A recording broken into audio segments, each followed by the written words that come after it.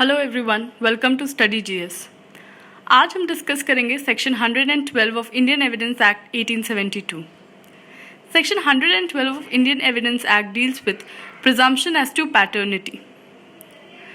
जैसा कि हम जानते हैं, maternity is a matter of fact, लेकिन पैटर्निटी बहुत केसेस में डिस्प्यूटेड होती है, जैसे कि मेंटेनेंस के केस में, प्रॉपर्टी रिलेटेड इश्यूज़ में। इन केसेस में लोग पैटर्निटी को डिस्प्यूट करके एक इजी एक्सेस ढूंढते हैं अपनी लाइबिलिटीज से बचने का। तो इन सिचुएशंस में सेक्शन 112 एक कॉन्क्रीट लॉ सामने रखता है। Section 112 of Indian evidence act read as follows: birth during marriage, conclusive proof of legitimacy. The fact that any person was born during the continuance of a valid marriage between his mother and any man, or within 280 days after its dissolution, the mother remaining unmarried, shall be conclusive proof that he is the legitimate son of that man, unless it can be shown that the parties to the marriage had no access to each other at any time when he could have been begotten. Section 112 दो situations provide करता है जिसमें किसी भी child की जो birth होती है उसकी लेजिटिमेसी को डिस्प्यूट नहीं किया जा सकता। पहला कंडीशन है, अगर कोई बच्चा पैदा होता है मैरिज के कंटिन्यूएंस में, तो उस बच्चे की लेजिटिमेसी बिल्कुल वैलिड होगी और उसको उस पर्टिकुलर इंसान से ट्रेस बैक किया जाएगा, उस पर्टिकुलर इंसान को उसका फादर माना जाएगा जिससे उसकी माँ की शादी हुई हुई है। और अगर कोई बच्चा पैदा होता है डिसोल्यूशन के बाद, शादी के डिसोल्यूशन के बाद 280 डेज के with in, provided that the women remains unmarried, तो भी उस बच्चे की जो वैलिड लेजिटिमेसी होगी वो उसके फादर से ट्रेस की जाएगी, उस पर्टिकुलर आदमी से ट्रेस की जाएगी जिससे उसकी माँ ने डिवोर्स लिया है या जिससे उसकी माँ ने शादी की थी।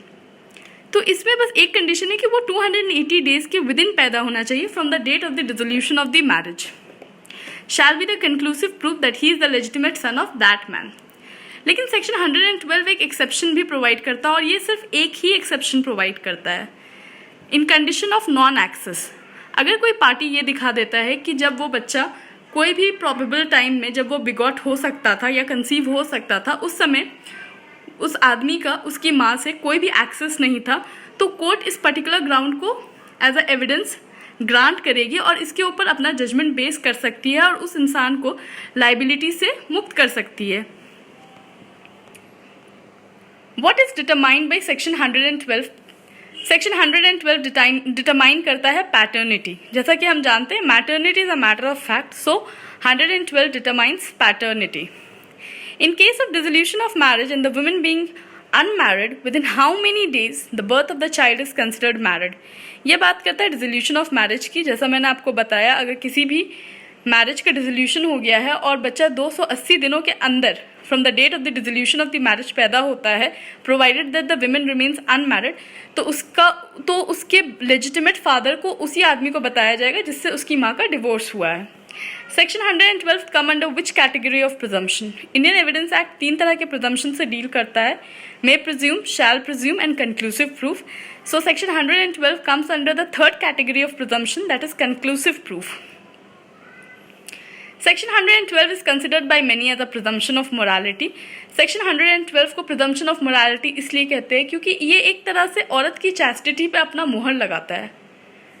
In today's time, it is considered by many that it should be amended owing to its rigid choice of words. जैसा कि मैंने पहले डिस्कस किया, सेक्शन 112 कंक्लूसिव प्रूफ के कैटेगरी में आता है और इस कैटेगरी में, कंक्लूसिव प्रूफ के कैटेगरी में, कोर्ट एविडेंस नहीं लेती है, अलाउ नहीं करती है एविडेंस देना, उसको रिबर्ट करना अलाउ नहीं करती है।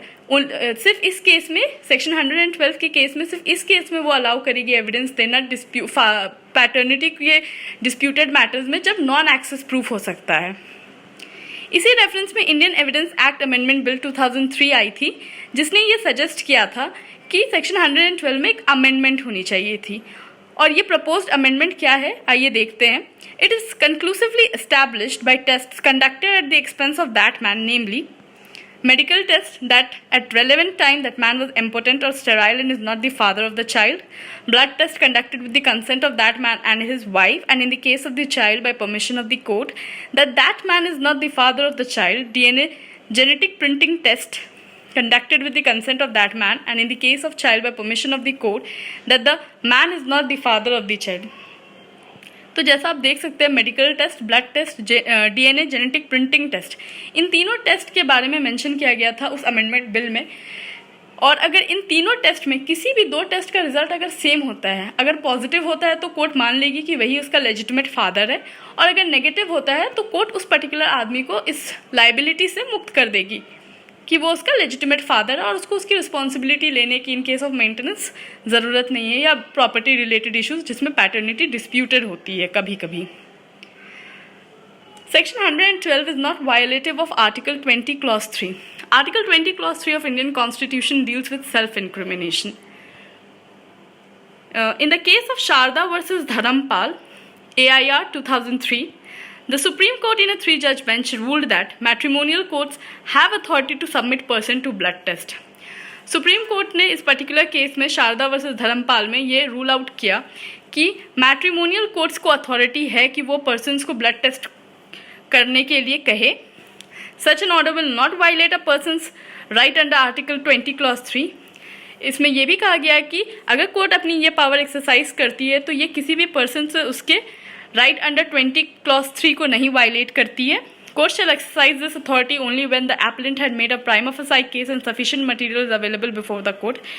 कोर्ट ने यह भी कहा कि ये रूटीन मैनर में ब्लड टेस्ट नहीं अलाउ किया जा सकता, ये तभी अलाउ किया जाएगा जब किसी ने इसको प्राइमा फेसाई केस पूरी तरह से कोर्ट को ये बिलीव करा दिया है कि हाँ वो उसका डिस्प्यूटेड फादर नहीं है।